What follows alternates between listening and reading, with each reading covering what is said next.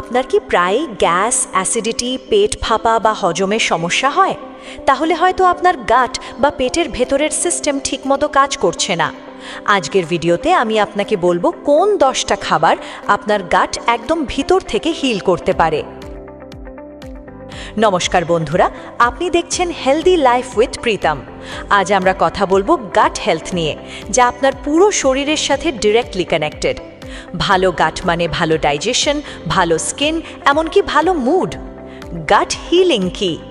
গাট healing মানে হলো আপনার পেটের ভেতরের ভালো ব্যাকটেরিয়াগুলোকে বাড়ানো এবং খারাপগুলোকে কমানো। যখন এই ব্যালেন্স নষ্ট হয়, তখনই শুরু হয় গ্যাস, অ্যাসিডিটি, কোষ্ঠকাঠিন্য ইত্যাদি সমস্যা। Top 10 foods for gut healing. 1. দই। দই হলো সবচেয়ে সহজ এবং শক্তিশালী প্রোবায়োটিক খাবার। এটা আপনার পেটের ভালো ব্যাকটেরিয়া বাড়ায়। প্রতিদিন দুপুরে 1 বাটি দই খান। 2. কলা।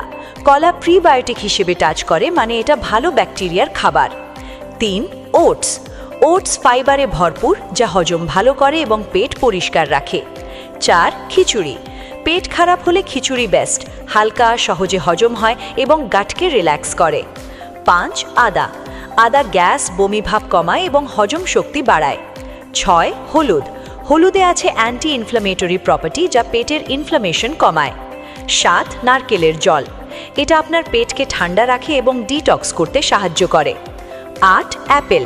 অ্যাপেলে আছে পেকটিন নামের ফাইবার, যা গাট হেলথের জন্য দারুণ। 9. সবুজ শাকসবজি। পালং শাক, গাজর, বিট এগুলো পেট পরিষ্কার রাখে এবং ব্যাকটেরিয়ার ব্যালেন্স ঠিক রাখে। 10. রসুন। রসুন প্রাকৃতিক অ্যান্টিবায়োটিক, যা খারাপ ব্যাকটেরিয়া কমায়। কোন খাবার এড়িয়ে চলবেন? যদি আপনি সত্যিই আপনার গাট হিল করতে চান, তাহলে এই খাবারগুলো এড়িয়ে চলুন। বেশি তেল, ঝাল, জাঙ্ক ফুড, অতিরিক্ত চিনি, সফট ড্রিঙ্কস।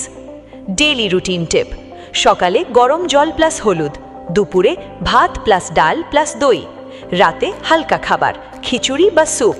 এই রুটিন ফলো করলে 7 দিনের মধ্যে পার্থক্য বুঝতে পারবেন। যদি আপনার সমস্যা অনেক দিন ধরে থাকে, তাহলে এটা হতে পারে ইরিটেবল বাউল সিনড্রোম বা অ্যাসিড রিফ্লাক্স। সেক্ষেত্রে অবশ্যই ডাক্তারের পরামর্শ নিন। ভিডিওটা যদি ভালো লাগে, লাইক করুন, শেয়ার করুন এবং চ্যানেলটা সাবস্ক্রাইব করতে ভুলবেন না। কমেন্টে জানান আপনার কোন খাবারটা সবচেয়ে কাজে লাগে।